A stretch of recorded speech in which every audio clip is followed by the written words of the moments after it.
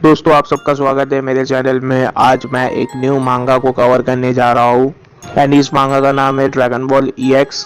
इसी मांगा में वेजिटा सुपर सैयन 5 में ट्रांसफॉर्म होता है एंड यकीन मानिए ये मांगा भी बहुत ज़्यादा अच्छी है। तो इसलिए मेरी आपसे एक रिक्वेस्ट है कि आप इस वीडियो को पूरा देखना एंड वीडियो अच्छी लगे तो वीडियो को लाइक कर देना एंड चैनल को भी सब्सक्राइब कर देना। तो चलिए ज़्यादा देर ना करते हुए मांगा को स्टार्ट करते हैं। मांगा के शुरुआती पेजेस पर हम देखते हैं कि ड्रैगन बॉल्स ने ना जाने ही हमारी कितनी बार मदद की है, कितने बार ही हम ड्रैगन से विश करके हम अर्थ को एंड हमारे फैमिली मेम्बर्स को प्रोटेक्ट करने में कामयाब रहे हैं। बट क्योंकि उसके ज़्यादा यूज़ की वजह से एक नेगेटिव एनर्जी फॉर्म हुई एंड जिसके वजह से डार्क ड्रैगन का जन्म हुआ एंड उस टेरिबल बीइंग ने अपनी ताकत बढ़ाने के लिए दूसरे ड्रैगन बॉल्स की ताकत को भी एब्जॉर्ब कर लिया। बट इसके बावजूद भी गोकू से वो हार गया। गोकू उसे हराने में कामयाब रहा एंड इस बीइंग का नाम है ओमेगा शेनरॉन। ओमेगा शेनरॉन को हराने के बाद गोकू शेनरॉन के साथ मिक्स हो गया एंड वो डिसअपियर हो गया इस दुनिया से। मिस्टर पोपो डैंडे से पूछते हैं कि डैंडे कुछ गड़बड़ है क्या। डैंडे बोलता है कि मैं तो बस इवल ड्रैगन के जन्म के बारे में सोच रहा था। मुझे अभी कुछ याद आया जो कि नेमेकियन एल्डर्स ने मुझे बताया था। काफी समय पहले एक समय था जहाँ पर नेमेक्स में स्पेस पायरेट हमला करते रहते थे और हमारे प्लेनेट को डिस्ट्रॉय करते रहते थे और इसलिए हमारे को नेमेक के ड्रैगन बॉल का यूज बार बार ही करना पड़ता था। पर हैरानी की बात यह है उस समय नेमेक के ड्रैगन बॉल्स का यूज धरती के ड्रैगन बॉल्स के यूज जितना ही किया जाता था, बल्कि उससे ज्यादा ही किया जा रहा था। पर कभी किसी ने मुझे इवल ड्रैगन्स के बारे में कुछ नहीं बताया और ना ही नेमेक तबाह होने के बारे में। इसके बाद मिस्टर पोपो कामे से बोलते हैं कि कामे आपको क्या लगता है ये क्यों हो रहा है। डैंडे बोलता है कि मुझे नहीं पता मिस्टर पोपो, मैं तो बस ये उम्मीद कर रहा हूँ कि गोकू ठीक हो। इसके बाद हम देखते हैं कि ओमेगा शेनरॉन की हार के बाद गोकू की जीत को सेलिब्रेट करने के लिए गोकू के घर में एक पार्टी रखी गई थी, बावजूद इसके कि गोकू अभी कभी वापस नहीं आएगा। इसके बाद हम वेजिटा को देखते हैं। वेजिटा बोलता है कि वो बेवकूफ शेनरॉन के साथ जा मिला एंड मुझे लगता है उसकी ताकत भी बहुत ज़्यादा बढ़ गई रहेगी। बट दुख की बात यह है कि मुझे ये कभी पता नहीं चलेगा क्या हम सेंस की कोई लिमिट है। मुझे ये अपने आप से चेक करना पड़ेगा एंड वो करने के लिए मुझे इन सब में से किसी के साथ ट्रेनिंग करना होगा, क्योंकि अकेले ट्रेनिंग करने से मेरे को अच्छे रिजल्ट नहीं मिलेंगे। इसके बाद हम देखते हैं कि वेजिटा ट्रंक से पूछता है क्या तुम मेरे साथ ट्रेनिंग के लिए चलोगे। ये सुनने के बाद ट्रंक्स हैरान रह जाता है। ट्रंक्स बोलता है कि ट्रेनिंग। इसके बाद बुल्मा बोलती है वेजिटा से कि ट्रंक्स तो नहीं जा सकता क्योंकि ट्रंक्स रीबिल्डिंग के प्रोसेस में काम आएगा कैप्सूल कॉर्प के, मैं ये अकेले नहीं कर सकती। इसके बाद हम देखते हैं कि वेजिटा गोहान से पूछता है क्या तुम मेरे साथ ट्रेनिंग के लिए चलोगे। इसके बाद गोहान बोलता है कि मेरे ऑफिस में कुछ काम है, मेरे कंपनी का कुछ काम है एंड मैं नहीं जा सकता वेजिटा। इसके बाद गोहान बोलता है कि वेजिटा मैं तुम्हारे साथ जरूर जाता, अगर इसकी कोई ज़रूरत नहीं भी होती ना तो भी मैं जाता, बट एंड अभी मेरे को रीबिल्डिंग प्रोसेस का काम दिया गया है जिसकी वजह से मैं तुम्हारे साथ नहीं जा सकता हूँ। इसके बाद वेजिटा गोटेन से पूछता है कि तुम ही अभी बचे हो, क्या तुम मेरे साथ जाना चाहते हो ट्रेनिंग के लिए। इसके बाद गोटेन बोलता है कि अगर मेरी मॉम जाने देती ना तो मैं ज़रूर जाता, बट शायद मेरी मॉम जाने नहीं देगी, इसके लिए मैं नहीं जा सकता।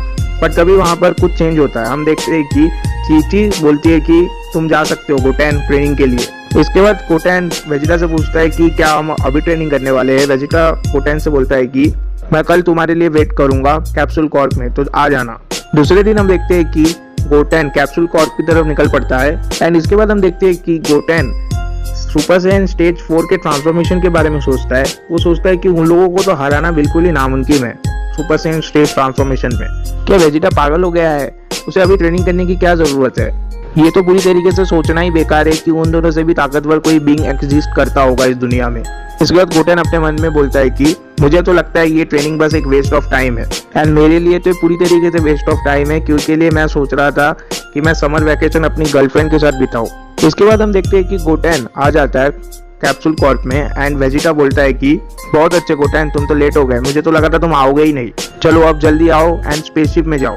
ये सुनने के बाद गोटेन थोड़ा हैरान रह जाता है। गोटेन बोलता है कि स्पेसशिप, पर स्पेसशिप क्यों वेजिटा, हम तो वहां तक उड़ के भी जा सकते हैं ना, बस तुम मुझसे ये मत कहना, क्या तुम ये तो नहीं करने वाले हो। इसके बाद वेजिटा अपने मन में सोचता है कि स्पेसशिप किधर है। इसके बाद वेजिटा गोटेन को बोलता है कि हाँ तुमने बिल्कुल सही सोचा, हम लोग स्पेसशिप का इस्तेमाल करके किसी दूसरे प्लेनेट में जाएंगे एंड वहाँ पे हम ट्रेनिंग करेंगे। हम जिस प्लेनेट में जा रहे हैं वो काफ़ी दूर है एंड वो बहुत अच्छा प्लेनेट है हमारे ट्रेनिंग के लिए। एंड हम कुछ सालों के अंदर वापस भी आ जाएंगे ट्रेनिंग करके, एंड वहाँ पर सब कुछ है जो कि हम लोगों को चाहिए। ये सुनने के बाद गोटेन पूरी तरीके से हैरान रह जाता है। गोटेन बोलता है कि 1 साल? इसके बाद वेजिटा बोलता है कि हाँ 1 साल, क्या तुम्हें ये अच्छा नहीं लगा? अभी कंप्लेन करना बंद करो, हमें तो वहां तक अभी तक पहुंच भी जाना चाहिए था। इसके बाद हम देखते हैं कि गोटेन एंड वेजिटा स्पेसशिप की तरफ बढ़ रहे होते हैं, एंड इसके बाद गोटेन वेजिटा से बोलता है कि क्या हम ये स्पेसशिप का यूज करके वहां पर जाने वाले हैं। इसके बाद वेजिटा गोटेन से बोलता है कि हाँ हम इसी स्पेसशिप से वहां पर जाने वाले हैं, एंड हम कुछ घंटों के अंदर वहां तक पहुंच भी जाएंगे। इसके बाद गोटेन वेजिटा से पूछता है कि हम क्या खाने वाले हैं, क्या आपने कुछ खाने का सामान लिया? एंड इसके बाद वेजिटा गोटेन से बोलता है कि तुम चिंता मत करो, मैंने कैप्सूल में बहुत सारा खाना ले लिया है एंड कपड़े भी ले लिए हैं। इसके बाद गोटेन बोलता है कि कैप्सूल का खाना? अरे यार, उस खाने का टेस्ट तो बहुत ही ज्यादा खतरनाक होता है। एंड इसके बाद हम देखते हैं कि उनका स्पेसशिप लॉन्च भी हो जाता है एंड वो स्पेस में कहीं जा रहा होता है। इसके बाद हम लुकआउट में आ जाते हैं। लुकआउट में कुछ ठीक नहीं चल रहा होता, डेंडे कुछ चिंता कर रहा होता है। एंड इसके बाद हम देखते हैं कि मिस्टर पोपो डेंडे से पूछते हैं कि क्या हुआ डेंडे, क्या कुछ गड़बड़ है? उसके बाद डेंडे मिस्टर पोपो से बोलता है कि मैं तुम्हें एक स्टोरी सुनाऊंगा ड्रैगन बॉल्स के ओरिजिन का। इसके बाद मिस्टर पोपो बोलते हैं कि स्टोरी, वो भी ड्रैगन बॉल के बारे में? इसके बाद डेंडे मिस्टर पोपो से बोलता है कि ये काफी ओल्ड स्टोरी है। बहुत सालों पहले प्लेनेट नेमेक पे इस्कारू नाम का एक नेमेकियन आराम कर रहा था। तभी उसके सामने एक जादुई देवता आ गया। उस गॉड ने उसे बताया क्योंकि उसका हार्ट प्योर है एंड उसके अंदर कोई भी इविलनेस नहीं है, उसे जल्दी एक पावर मिलने वाली है और ये पावर जनरेशन टू जनरेशन आगे बढ़ती रहेगी। ये पावर कैसी होगी एंड कैसे इसका इस्तेमाल होगा, ये बात तो उस डीवन क्रीचर ने इसरारू को नहीं बताया। इसके बाद गॉड जब वहां से गायब हो गए, इसरारू को समझ भी नहीं आया उस पावर का इस्तेमाल कैसे करना है। कुछ समय बाद उसके सपने में एक विजन आई जिससे भी उसे पता चला कि उसे 7 स्पीयर बनाने हैं और जब उन 7 स्पीयर को साथ रखा जाएगा तो एक मैजिकल ड्रैगन सामने आएगा जो किसी भी विश को पूरी कर सकता होगा। मिस्टर पोपो कामे से बोलते हैं कि कामे ये तो बस एक कहानी है। डेंडे बोलता है कि मिस्टर पोपो मैं जानता हूँ और उसके बाद भी अभी तक मुझे ये समझ नहीं आया है कि इवल ड्रैगन आखिर कहाँ से आए थे एंड मुझे काफी ज्यादा बुरी फीलिंग भी आ रही है। इसके बाद हम गोकू को देखते हैं। गोकू अब गॉड्स की दुनिया में है और उसके साथ एक फ्रॉगू नाम का गॉड भी है और उसने गोकू को एक पूरा प्लेनेट दिया है ट्रेनिंग करने के लिए। गोकू फ्रॉगू को थैंक्स बोलता है एंड बोलता है कि ये जगह मेरे ट्रेनिंग करने के लिए काफी ज्यादा अच्छी है। फ्रॉगू बोलता है कि जैसे कि मैंने कहा था हर गॉड के पास एक प्लेनेट होता है और ये तुम्हारा प्लेनेट है। मुझे उम्मीद है कि तुमको ये प्लेनेट पसंद आया होगा। सच बताओ तो मेरे पास कोई और प्लेनेट नहीं है। गोकू फ्रॉगू को थैंक्स बोलता है एंड बोलता है कि तुम्हें मेरे नॉर्मल हाइट्स तक पहुंचाने के लिए थैंक्स। मुझे अपनी वो वाली हाइट पसंद नहीं आ रही थी, उसमें मुझे ट्रेनिंग करने में कंफर्टेबल महसूस नहीं हो रहा था। फ्रॉगू बोलता है कि मेरे पास कुछ ताकतें हैं और वैसे भी मैं गॉड्स को एक बौने से नहीं मिलवा सकता था, ये गॉड्स के लिए बेइज्जती होती।